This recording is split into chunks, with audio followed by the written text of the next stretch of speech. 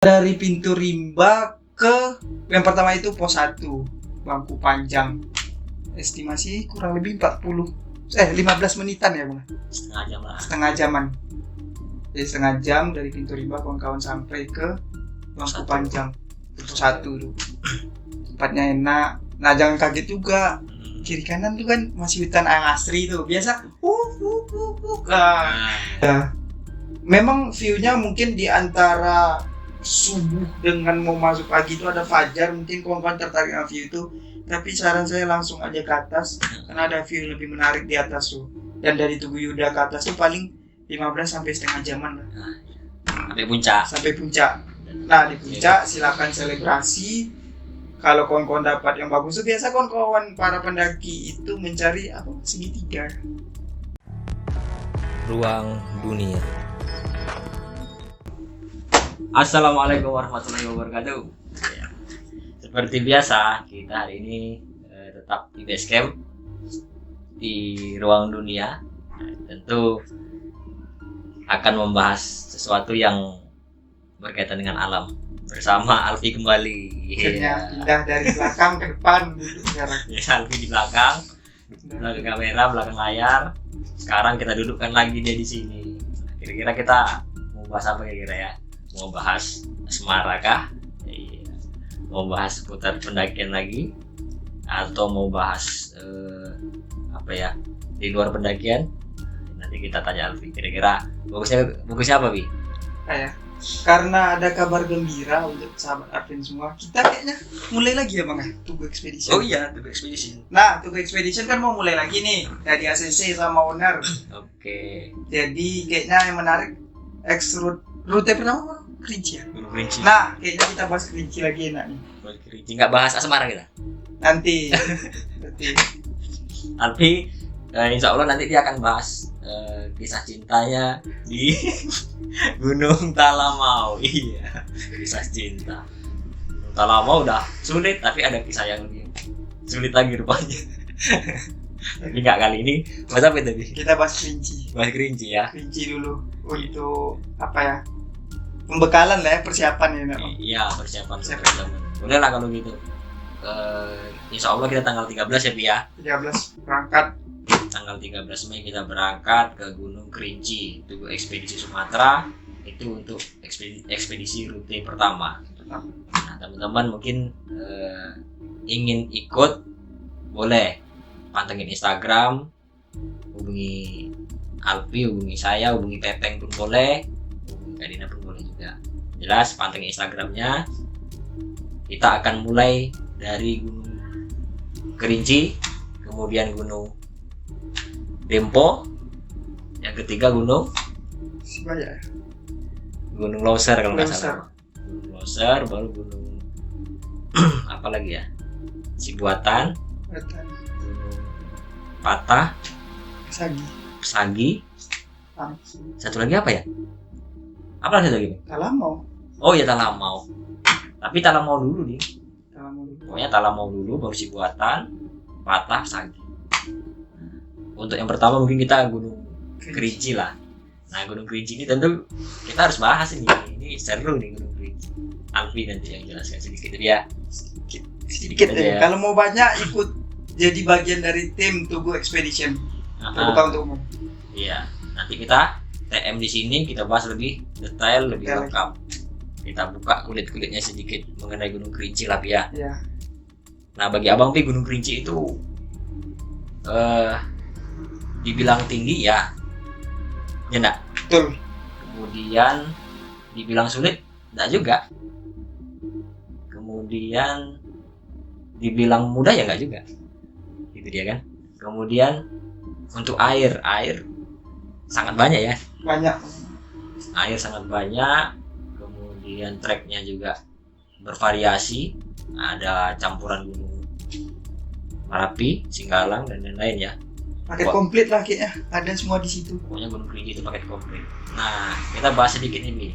Kira-kira dari mana kita harus membahas ini Gunung Kerinci ini?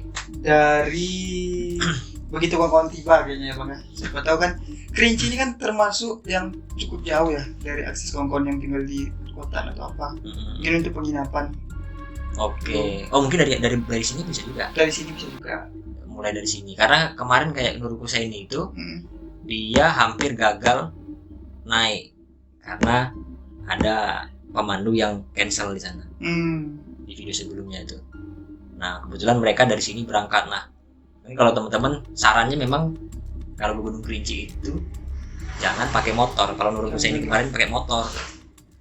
Jadi kalau dari sini kira-kira estimasi waktu kita harus naik apa minimal lah. Minimal lah untuk kawan-kawan ini kan kita mau melakukan pendakian nih, mana membutuhkan fisik yang fit juga. Nah kalau dari sini kawan-kawan berangkat pakai motor menjelang sampai sana, mungkin beberapa kawan-kawan udah pernah mencoba ke sana pakai motor, cuma kan otomatis fisik bakalan kelelahan juga, Bang. Iya.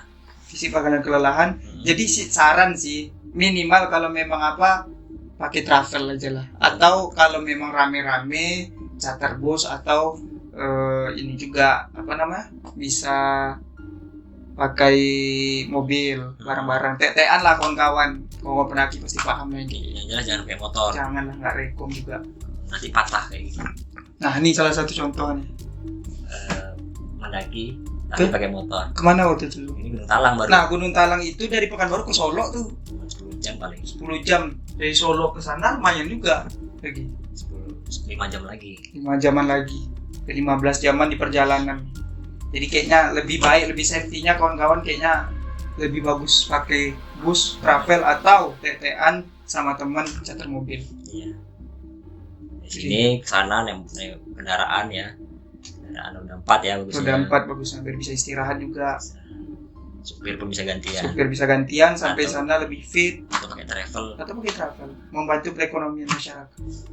Nah sampai sana nanti banyak base camp, banyak homestay. Banyak. Nah itu dia kelebihannya dengan view yang luar biasa. Salah satu kalau kita di Base Camp Ajus ya Bang. Nah kalau kita udah langganan base camp Langganan Ajus. Base Camp Ajus. Nah kawan-kawan yang pengen cari guide atau porter di Base Camp Ajus juga nyediain juga ya Bang. Menyediakan. Nah Juga menyediakan. salah satu lah. Jadi untuk menghindari miskomunikasi dengan masyarakat lokal atau lebih enak aksesnya nanti bisa dibantu juga di Base Camp Ajus ya Bang. Bisa ya, tapi teman-teman kalau porter dari sana ke dari sana ya tahu sendiri harus menyediakan budget lebih memang. Ya, budget tuh hitung-hitungan harus juga tuh harus diketahui karena nanti kasihan dan sampai sana jauh-jauh lupanya nggak sesuai dengan perkiraan. Kalau porter Gunung Kerinci itu bednya itu kalau kurang lebih 250.000 per hari itu kalau Per hari itu memang. per hari di hari 3 hari lah. 3 hari berarti lumayan kawan-kawan. 700 lebih. Jadi semuanya harus dipersiapkan dengan matang sematang mungkin. Nah udah sampai sana di homestay atau di base camp. Setelah itu kita tergantung kawan-kawan request mau jalannya kapan. Kalau bisa pagi sih ya Bang ya. Biar bisa nggak terlalu malam atau sampai sore. Kalau kawan-kawan memang fisik mendukung bisa langsung ke shelter 3 ngecamp. Atau kan memang kalau udah terlalu kesorean yang mendekati malam lebih baik saran kita di shelter 1. Yang pasti jangan di pos 1, pos 2, pos 3. Kenapa tuh Bang? Itu tempatnya penangkaran harimau Sumatera. Jadi kawasannya itu di situ dia. Yang sering kata orang sana, yang sering melintas di daerah pos 1, pos 2, pos 3 itu harimau Sumatera. Jadi tidak boleh memang camp di situ. Jangan sampai berpapasan dengan beliau. Jadi itu pertama nanti sebelum kawan-kawan mulai pendakian, kawan-kawan harus prepare. Setelah prepare nanti ke R10 ya, R10 di situ kawan-kawan akan ngambil simaksi atau pusregis, registrasi. Dan ada beberapa pantangan ya Bang ya, yang nggak boleh dibawa di situ. Oh iya, sama seperti Gunung Talamau. Gunung Talamau. Habis basah, sesuatu yang susah diurai lah, itu harus dikurangi. Dan kita salut dan kesarapan gunung-gunung lain juga bisa niru seperti itu ya Bang. Ya harus ada Menjaga alam. ini ya aturan-aturan yang membuat kita ini menjadi teratur, tertib sehingga gunung dan alam tuh bersih ya. Nah itu juga. Jadi sampah-sampah kawan-kawan yang tidak bisa diurai kalau bisa dibawa ke bawah dan memang wajib harus dibawa ke bawah juga ya Bang. Ya. Nanti regis di sana, setelah selesai regis, kawan-kawan bisa melanjutkan perjalanan lagi. Nah dari R10 ke apa tuh lumayan juga tuh Bang. Iya. lumayan kan. Pintu rimba. Ke pintu rimba itu kan lumayan jauh. Jadi saran nih untuk kawan-kawan harus bisa prepare juga, entah itu naik pick up kalau bisa rame-rame sama kawan atau yang cari ojek. Karena dari R10 ke pintu rimba itu lumayan, nanti bisa komunikasi dengan masyarakat sekitar juga ya Bang. Bisa kalau teman-teman ada akses, tapi kalau tidak ada akses ya agak repot memang. Jadi harus dipersiapkan juga itu. Setelah itu kita sampai pintu rimba. Nah di pintu rimba ini ada warung juga ya Bang ya? Ada warung di sama Pak De itu. Nah bagi kawan-kawan yang ingin sebentar chill santai sambil nikmati pemandangan, di situ bisa juga. Sama di situ biasa spot foto juga ya Bang ya? Iya. Di pelang itu tuh. Pelangnya Gapura. Selamat datang di KNKS Kerinci Sebelah. Kemudian sama yang hijau itu. Ya yang hijau. Nah itu biasa kawan-kawan foto-foto di sana ya Bang. Foto di situ.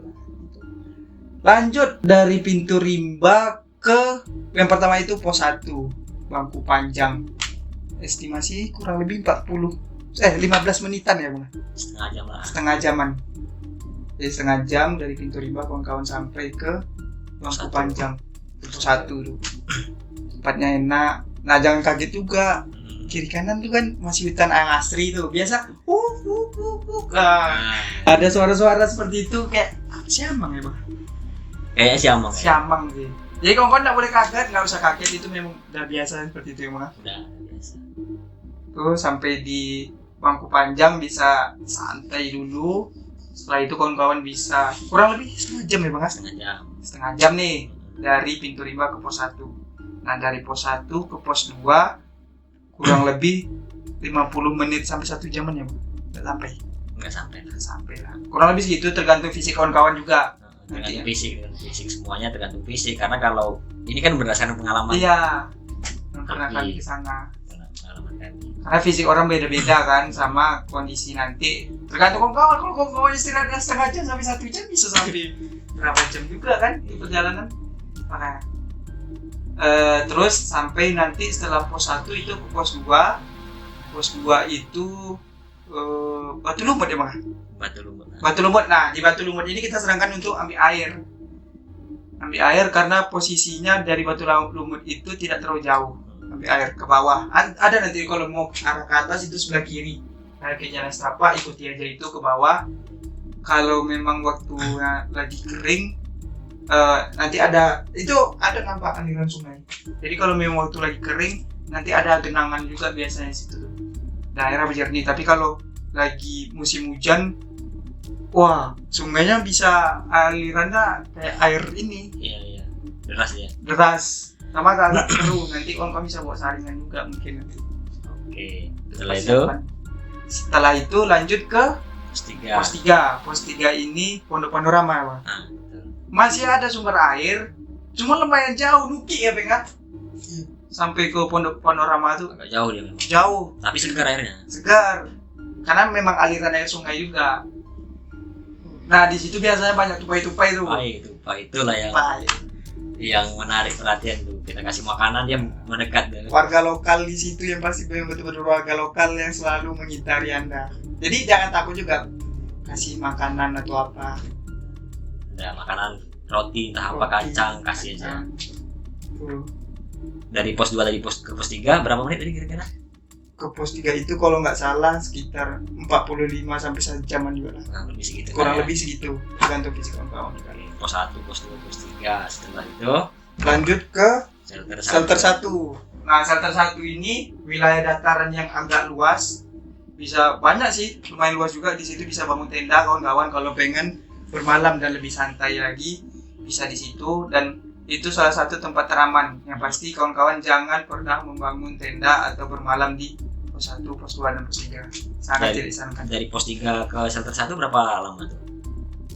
Dari pos 3 ke shelter 1 itu sejaman lah. Sejam juga ya. Sejaman. Oke, nah itu sampai shelter 1, titik aman pertama. Titik aman pertama. Disarankan memang ngecamp situ ya Bang. Ngecamp dulu kalau memang fisik nggak mumpuni ya. Tapi kami pernah beberapa kali mengalami mencoba bermalam shelter 1. atau tembak langsung bermalam di shelter 3. Udah pernah kami alami semua. yang kedua-duanya. Tapi alhamdulillah kami tidak ada kendala apa-apa ya. Alhamdulillah sampai saat ini. Karena Gunung Kerinci itu butuh persiapan. Memang yang pasti itu fisik, persiapan, kawan-kawan, peralatan itu wajib dan tidak boleh disepelekan. Nggak boleh 3 hari menjelang berangkat langsung berangkat ke gunung, tidak boleh. Dia harus persiapan. Nah ini yang agak ini bang riskan sama kawan-kawan nih. Biasa kan ada adu hebat-hebatan nih. Kalian persiapan sebulan gini. Iya. Aku aja cuman diajak malamnya langsung berangkat aku. Yang kayak gitu tuh ego yang itu tuh tolong dikurangi. Nggak bisa. Karena fisik dia dengan fisik kawannya beda. Kasihan kawan yang nanti terpacu adrenalinnya mencoba seperti itu malah merepotkan nantinya ya bang. Karena safety harus nomor 1 juga, keselamatan kawan-kawan berkegiatan di alam. Kembali lagi Gunung Kerinci yang saya katakan nggak sulit, nggak mudah, nggak tinggi, tapi tinggi gitu deh. Itulah kurang lebih. Nah itu. Ada banyak teka-teki di dalamnya kan gitu ya. Pos 1, pos 2, pos 3, shelter 1, lanjut Pi. Shelter 1. Nah di shelter 1 ini kawan-kawan bisa chill nanti santai. Untuk view kayaknya belum lah, emang masih ada tertutup dikit-dikit, tapi masih dapat lah kalau mau nengok. Tinggiannya 2.500 2.500 udah ketinggian Gunung Talang, sampai Gunung Talang tingginya. Itu kawan-kawan masak bermalam, paginya kawan-kawan udah bisa prepare lagi, siap-siap kalau memang bermalam. Nah dari pos 1, nah ini nih kalau aku pribadi nih bang, hal yang paling mengesalkan di Gunung Kerinci itu adalah dari pos 1 ke pos 2. Dari pos 1 ke pos 2. Kenapa gitu? Pos 1 ke pos 2.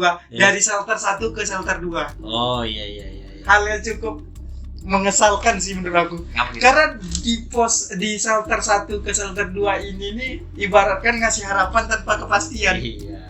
Trek terpanjang di Kerinci itu ada di shelter 1 ke shelter 2. Sebelum sampai shelter 2 ada shelter 2 bayangan. Ada shelter 2 bayangan. Membayang shelter itu. Membayang cuman seolah-olah pas kita naik nih. Wah, ini KF wah ini kemarin gini ada kelan dikit. Pas udah sampai situ kan harus naik lagi. Jadi kayak ada harapan tanpa kepastian. Tadi paling panjang trek terpanjang. Dia nggak tinggi tapi nggak sulit. Nggak sulit, cuma panjang dia. Nah itulah dibutuhkan tenaga yang ekstra di situ. Tenaga ekstra sama mental. Sama kesabaran juga. Kesabaran. Jadi memang iya. Dan perjalanan dari shelter 1 ke 2 tuh nanti kawan-kawan sering cium kayak aroma minyak wangi gitu. Minyak wangi, minyak urut tuh bang. Minyak urut ya. Kan ada akar-akar yang biasa untuk minyak urut tuh. Nah itu biasa nanti kawan-kawan cium bau aroma-aroma itu. Nah di antara shelter 1 shelter 2 itu nanti ada penyekatnya hampir arah ke shelter 2. Sebelum itulah itu tuh nanti ada shelter 2 bayangan. Okay. Jadi bisa beristirahat atau mau masak untuk makan siang, untuk buka makan siang bisa lah situ. Bisa. Makan siang kalau memang kawan bermalam di shelter 1. Jadi di sana nanti untuk buat sayur apa segala macam bisa lah, oke. Terus dari situ tuh juga ada beberapa kalau ke sana lagi bisa nengok view juga lumayan. Oke. Setelah itu kawan-kawan nggak jauh dari shelter 2 bayangan itu ke shelter 2. Nah shelter 2 ini juga bisa, cuma nggak terlalu lebar ya bang tempatnya. Nggak terlalu besar juga. Dan di situ ada sumber air sebelah kiri itu. Kawan-kawan bisa ngambil air juga kalau main pasirnya habis.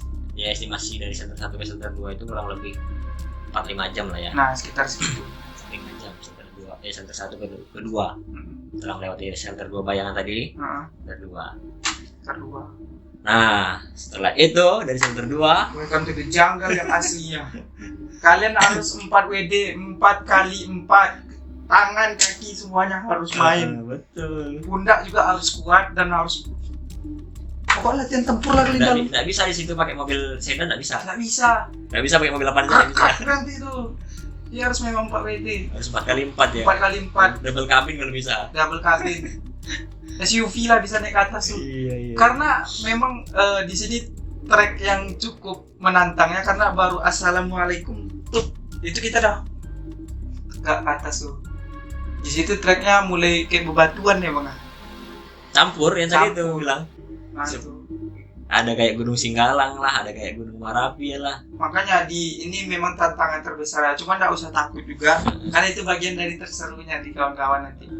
Kawan-kawan nanti akan berpegang ke dahan-dahan, terus nanti ada yang bagian lainnya, karena yang kita lewati itu kalau nggak salah itu kayak aliran air gitu nggak sih? Iya. Nah, Kalau hujan aliran air itu mengalir dari bawah. Jadi gini dia posisinya. nah cekung gini nih.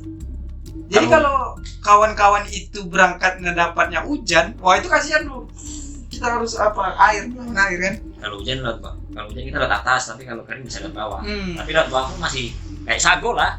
Makanya tetap pegangan juga, tangan juga harus main juga di situ. Karena nanti ada juga yang kayak vegetasi yang kecil-kecil itu kita harus merunduk juga. Nah di sini teman-teman perlu persiapan fisik, alat dan lain sebagainya. Ya, webbing juga kalau bisa dibawa juga ya Bang. Ada banyak lagi alat-alat yang harus disiapkan. Nah kita melalui kayak lumayan kayak tebing-tebing terjal.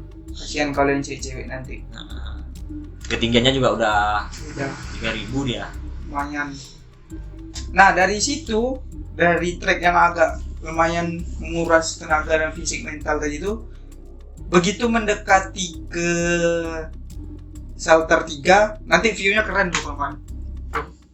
Di situ tuh kalau memang kawan-kawan sampainya sore, wah itu Kerinci kalau lagi cantik-cantiknya tuh bawah perkampungan tuh nampak tuh.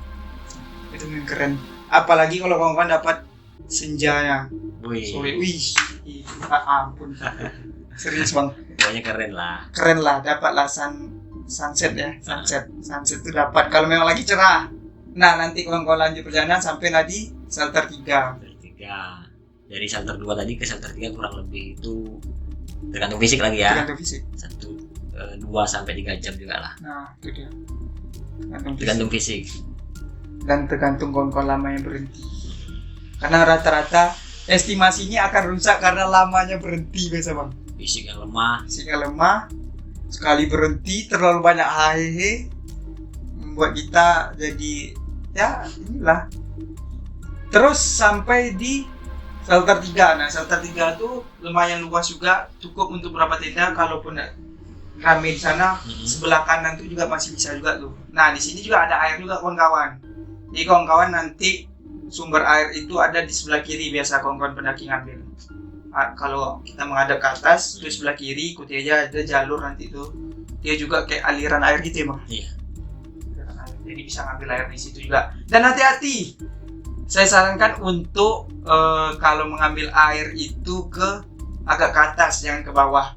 Karena beberapa kali ngambil air yang arah ke bawah itu setuju peranjau Bang. Oh, iya, nah ini kawan-kawan pendaki yang agak-agak nakal nih. Ada yang rupanya masih budaya lama, bukan budaya lama, budaya yang biasa dilakukan di rumah terbawa ke lokasi. Iya, jangan dong. Itu kan sumber air untuk minum. Ya di rumah kita biasa pakai air, nggak apa-apa. Tapi kalau di alam sebisa mungkin menghemat. Pakai tisu kering basahin air sedikit. Nah, udah bisa. Mungkin positif thinking kawan-kawan ini belum teredukasi. Nah Arvin nih tugasnya. Nanti kita bisa buat ya Bang. Bisa nanti mungkin dari video-video beginilah kita nanti buat. Bagaimana cara-cara kita buang air. Tuh, jadi di sumber air kalau bisa agak naik ke atas saja nggak apa-apa, agak keluar tenaga sedikit, yang penting airnya bagus. Oke, setelah itu ngecamp, bermalam, baru besoknya summit jam 3. Itu dia tantangan lagi tuh. Wah, ini kalau lagi musim angin. Yang biasanya jam 3 itu masih baru mau tidur. Nah, ini kalau kita harus bangun. Bukan baru mau tidur lagi, harus sudah bangun. Harus prepare lagi. Kita summit. Jangan lupa bawa air minum juga. Nah, iya. Karena takutnya dehidrasi ke atas, karena perjalanan ke atas itu lumayan memakan tenaga juga fisik. Itu betul-betul real bebatuan lah gitu. Bebatuan sampai ke atas itu kurang lebih ke puncak ya. Ke Tugu Yuda lah. Tugu Yuda itu kurang lebih 2 jam ya, Bang. Enggak sampai. 1,5 jaman. 1,5 jaman. Jadi lumayan makan waktu, dan kalau bisa kawan-kawan tidak terlalu lama di Tugu Yuda. Memang view-nya mungkin di antara subuh dengan mau masuk pagi itu ada fajar, mungkin kawan-kawan tertarik dengan view itu. Tapi saran saya langsung aja ke atas karena ada view lebih menarik di atas tuh. Dan dari Tugu Yuda ke atas tuh paling 15 sampai setengah jaman lah. Sampai puncak. Sampai puncak. Nah di puncak silakan selebrasi. Kalau kawan-kawan dapat yang bagus tuh biasa kawan-kawan para pendaki itu mencari apa segitiga. Nah bayangan segitiga itu. Bayangan segitiga terus Piramid. Nah ya piramid. Piramid itu dia hasilkan dari, dia bukan piramid seperti yang di Mesir ya, tapi bentuknya aja. Dia bayangan cahaya matahari pagi kan, sunrise, kemudian menyinari puncak Kerinci sehingga ada bayangan yang membentuk piramid seperti itulah. Nah, Lebih tuh. Jadi kawan-kawan itu nanti ada juga pemandangan view dari Danau Gunung 7 juga kelihatan juga di situ. apa kelihatan jelas. Kelihatan jelas. Pokoknya kawan-kawan silakan selebrasi. Setelah selebrasi kawan-kawan bisa turun. Itu ada jam yang ditentukan juga itu untuk Iya. puncak. Berapa bang? Berapa lama? Ya kurang lebih jam 9 atau jam 10 pagi itu kita harus sudah turun. Nah, karena belerang itu naik. Yang naik, kemudian cuaca juga nggak bisa diperkirakan dengan ketinggian 3.800 ya. Nah setelah itu kita turun gitu ya. Turun. Jadi kawan-kawan kalau memang mau bermalam, kalau memang mau kencing turun itu bisa langsung kok. Kalau memang nggak terlalu kemalaman, kalau kawan-kawan berangkat itu sekitar Isoma, setelah Isoma jam 1 turun sampai di Pintu Rimba langsung. Bisa langsung sampai Pintu Rimba. Itu pengalaman kami ya. Ya, ibaratnya kami nge-share berbagi, jangan jadikan patokan juga. Karena kan kita beda nih, ya. Cuma itu untuk gambaran dan persiapan kawan-kawan sekalian. Yang jelas biasanya pendakian Gunung Kerinci bersama tim kita ini, itu kondisinya. Ya. Hampir berapa kali kita 5 kali ke Kerinci, tidak pernah. Alhamdulillah sejauh ini tidak pernah terjadi sesuatu dan estimasi waktunya itu pas sesuai dengan yang disampaikan Alfi. ya. Nah untuk itu teman-teman habis hari raya Jadilah saksi dan bagian dari Tugu Expedition 7 Gunung Ekspedisi 7 gunung tertinggi Sumatera, salah satunya Gunung Kerinci dan salah satu gunung yang menjadi Seven Summit Indonesia. Setelah ekspedisi di Gunung Sumatera, nanti kita gunung yang ada di Indonesia, 7 gunung Indonesia. Wah seru pokoknya. Nah yang kali ini nih Tugu Ekspedisi nih, yang dulu nih belum dapat ini sertifikat. Ini dia yang menarik di ekspedisi kali ini, ada sertifikatnya kan? Ada, sertifikat ini ada. Ini sangat perlu untuk kawan-kawan. Perlunya untuk apa nanti pas kita jelaskan. Nah makanya jangan sampai dilewatkan.